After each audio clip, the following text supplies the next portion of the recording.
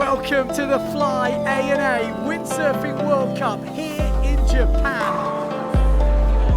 I like coming to Japan because the people there are very welcoming and friendly, and I think it's good for us to present the sport in that country.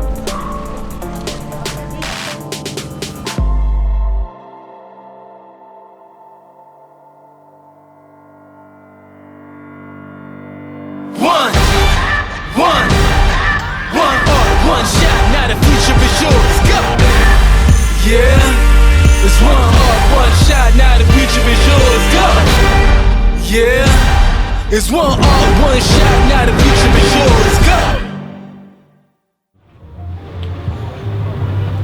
So, it's registration day and we gotta fill out all the registration forms.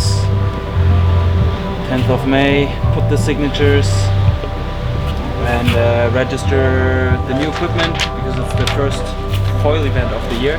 So we gotta put all the serial numbers of the foil equipment for this year.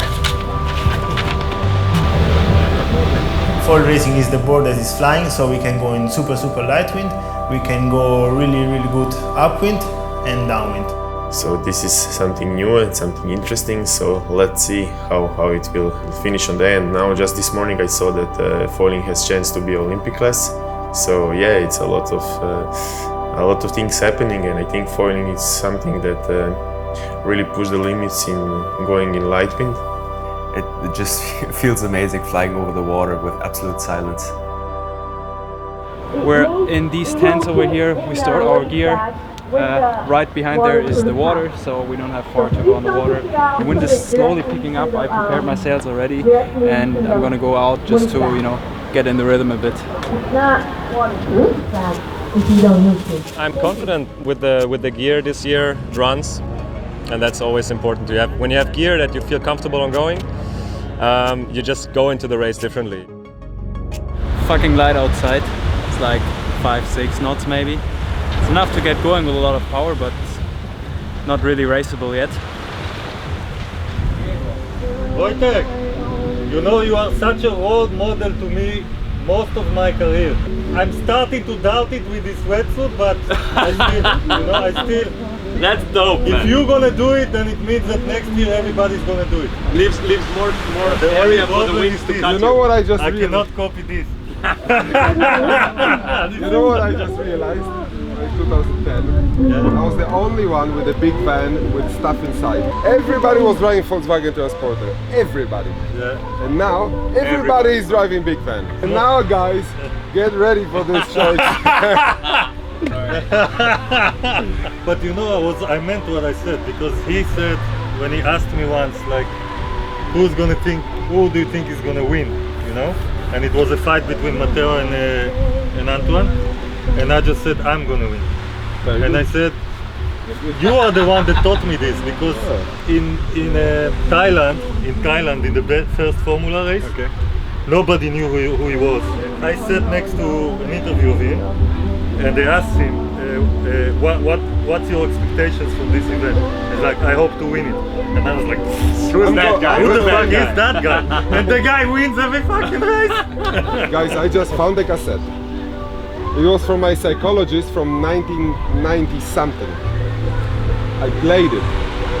It's such a fucking killer machine. It repeats. You're the champion, you're winning, for like both sides, you're winning all the time, So now I'm listening to it all the time. I forgot I had it, It's such a tool. Great. Yeah, I was in Egypt and a lot, and it was fucking hot. I had to cut it. I think they're gonna to start at 2:10, so at 12:10, so in 10 minutes. But the wind is really light. It's like 5 to 8 knots. But let's see what they do. I'm in heat number 2, so I'm keeping more relaxed than the other ones. Yeah, it looks light, I think. This is why I'm releasing. The foil racing, we try to make it short, fast and furious. It's very difficult. If you make a little mistake, you go 10 positions back. So you have to be very sharp on the racing. On top of that, it's a sport that you have to work with very, very small movements, and they can have a big effect on the sailing. I make a racing plan and I try to stick to it, and I just try to focus on me, on myself. Yeah, try to be aware of where I am, take it easy. If you start bad with these other fast guys, then you are last. So it's kind of a tactic to choose the position on the start, yes. Well, that's it. 4 minutes to go until we see the first full result for foiling in 2019 on the PWA Tour. This is the result. This is what will count. 2 laps of the course. So we're going to see a second upwind, and that might make a difference. Who knows? This looks like it's on. Yeah, they look like they're going to get to the other side of the line pretty quickly. They're going to be pretty early. They've gone down there pretty early. The guys down the pin end will be slightly scared right now because you can't afford to mistime that. Oh, that's what I was thinking. Oh my God. Yeah, it looks like Tom Maguire went down. Curdle looks good from here. Marotti coming in from the high end. But the guys are already on the ley line on the right hand side. It's going to be who tacks first now. There we go. So you've just got to be in the mix. Obviously with a second upwind it might see a little bit of change. But out in front I think it's Goya that's going to go around first. Curdle I think in third. Kieran Badlow is catching up. Curdle had a very good year in the foiling. He was level points I think for the world title with Gonzalo Costa-Oval. But it's Goya still leading, Cousin second, and then we've got the Gastra, Curdle dropping back. Goya looks like he's going to get the first victory. Impressive stuff from the Goya brother. But yeah, some solid foil race in there.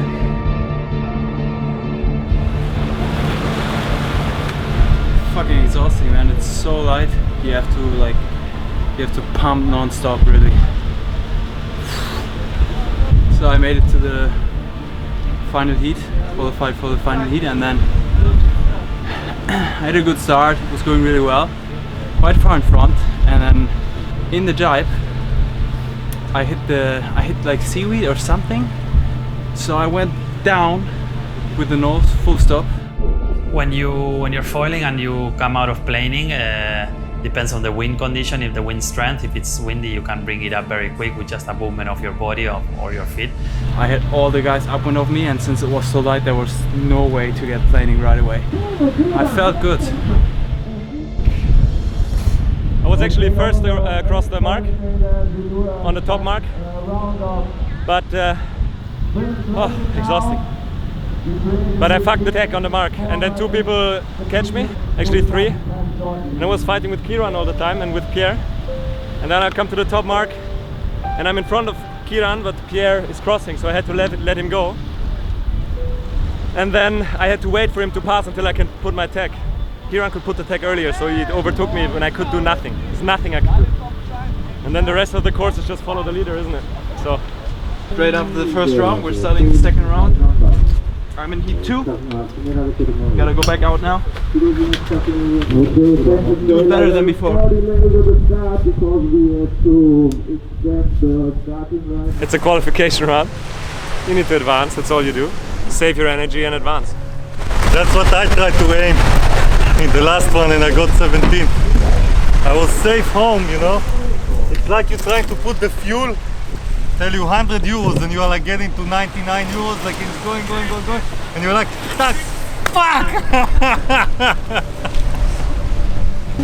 Super light, everything can happen, so I just go and relax without pressure.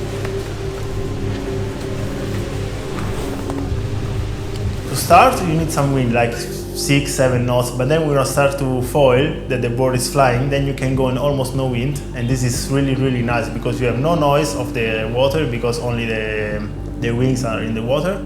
I just hope in the future I will be able to do both, because maybe it happens that only light guides will be on foil. So we'll see how it will develop, but I'm definitely looking forward to it, and I think this is good for the sport.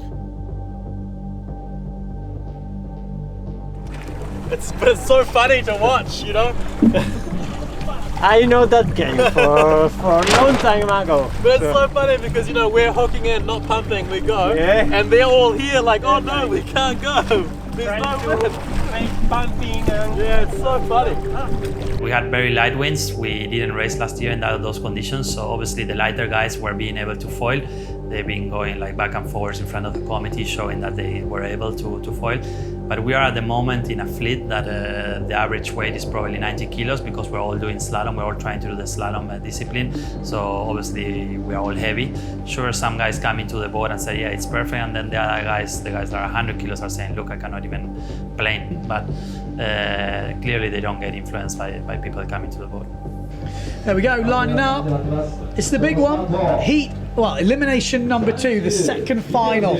I'm looking out for Thomas Goyer in this one. He's looked very good in the qualifying. 4, 3, 2, 1. I think I'm going to go with Thomas Goyer looking good. Yep, that's him there now. Kieran Badlow maybe as well. Second. Just look at that, pumping all the way upwind. That is a trait of the Olympic sailing.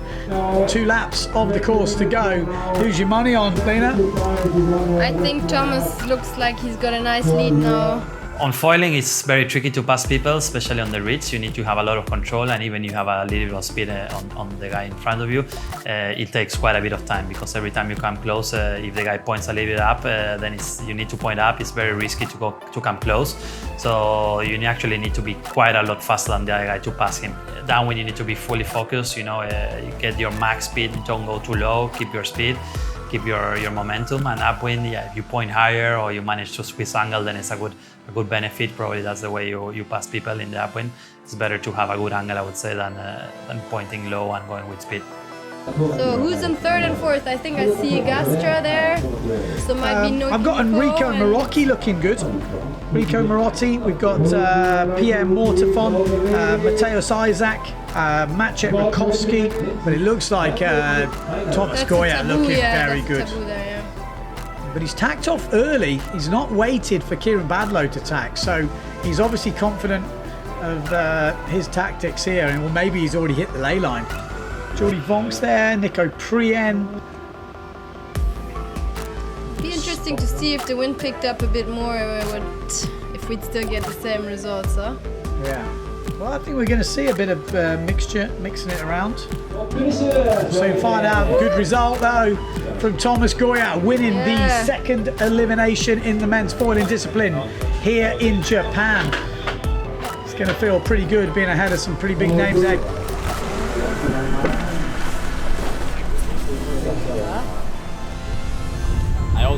It's hard because you have to hit the ley line. If you don't hit it, you lose 20 meters. Then so much people comes in 20 meters. In 20 meters now I was from 4 to 7. In 20 meters, if they are so close or their level is high that in 20 meters. And nobody fucks up the jibe, man. I'm doing perfect jibes and nobody fucks up nothing. Yeah.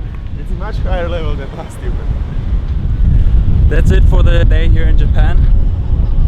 We did 2 foil races. The wind was really light, but for foiling it was okay, I guess. I'm happy with my performance, and I know what I can do better, and I'm looking forward to the next days for hopefully more racing. Fingers crossed.